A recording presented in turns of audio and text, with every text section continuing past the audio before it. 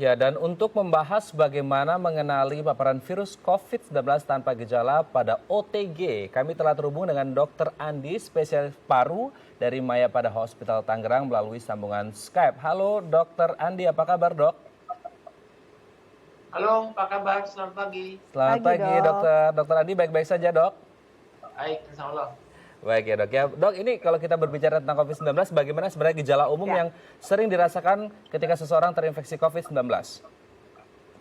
Ya, kalau gejala umumnya seperti kita ketahui sekarang, itu gejalanya sudah tidak fokus pada saluran pernapasan saja, tapi sudah melibatkan organ-organ tubuh yang lain seperti diare, pencernaan, bahkan ke kepala pusing dan disertai dengan berputar.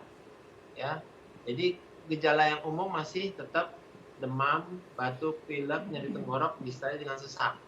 Tapi sekarang ada gejala-gejala yang lain yang timbul di luar gejala saluran pernapasan, yaitu diare.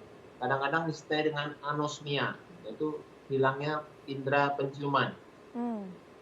Baik, dokter.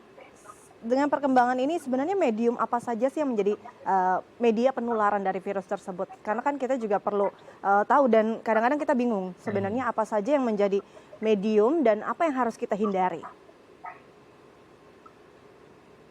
Seperti kita ketahui sebelumnya, kalau virus ini itu menularkan melalui droplet. Ya, droplet itu ditularkan melalui batuk dari orang yang terinfeksi atau dari bersin. Bisa juga dari saat kita berbicara keras. Ya, jadi dari droplet itu masuk dari droplet orang yang terinfeksi masuk ke dalam saluran nafas orang yang sehat.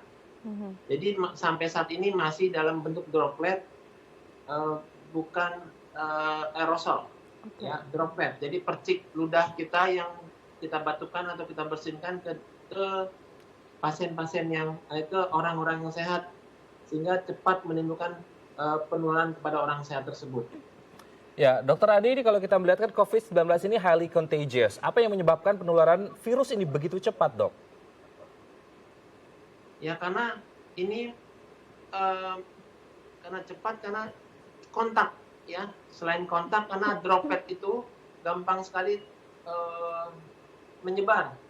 Kalau kita batuk, kalau kita bersin, itu akan menggunakan kurang lebih 40.000 percik renik atau ludah kita yang akan dikeluarkan dari orang yang terinfeksi tersebut. Sehingga gampang sekali terhirup apabila jarak kita hanya 1 meter.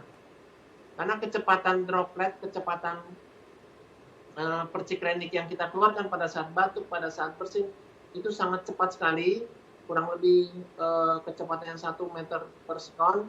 Jadi pada saat kita dalam jarak 1 meter, itu akan mudah sekali terhirup oleh orang yang sehat di sekitarnya.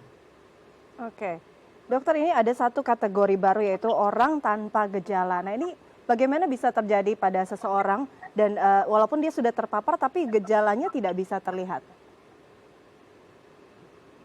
Ya, orang OTG atau orang tanpa gejala itu adalah orang yang tidak mempunyai asimptomatik atau tidak mempunyai gejala, tapi dia mudah tertular dari pasien yang kontak atau yang confirm COVID-19.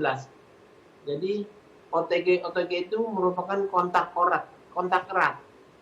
Kontak erat itu adalah kontak fisik atau orang-orang yang berhubungan di ruangan dalam orang yang sakit COVID confirm atau berkunjung ke orang yang confirm. Jadi OTG yang kontak erat dengan orang yang confirm itu merupakan suatu pasien atau termasuk pasien yang harus kita deteksi lebih dini. Oke, Dokter Andi, ini kalau kita melihat kasus kan kebanyakan mayoritas adalah lansia ketika kita berbicara Betul. tentang tingkat mortalitas atau tingkat kematian. Nah, kalau kita berbicara dengan OTG ini, apakah kemudian sistem imun tubuh ini menjadi pengaruh faktor kenapa orang bisa terpapar COVID-19 tapi tidak menimbulkan gejala sehingga kemudian sistem imun tubuhnya bisa mengcover COVID-19 ini sendiri sehingga akhirnya terjadi pada orang-orang dengan usia produktif. Apakah benar seperti itu, Dr. Andi? Ya, benar. Pada saat usia-usia muda, sistem imun kita sudah berkembang dengan baik. Beda dengan usia di bawah 5 tahun atau usia lansia di atas 65 tahun.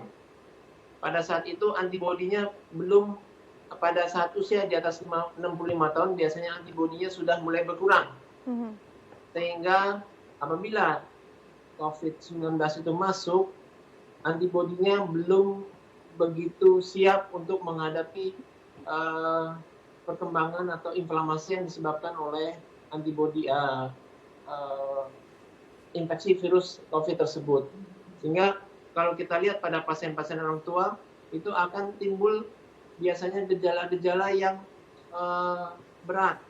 Karena apa? Karena antibodinya belum siap untuk menghadapi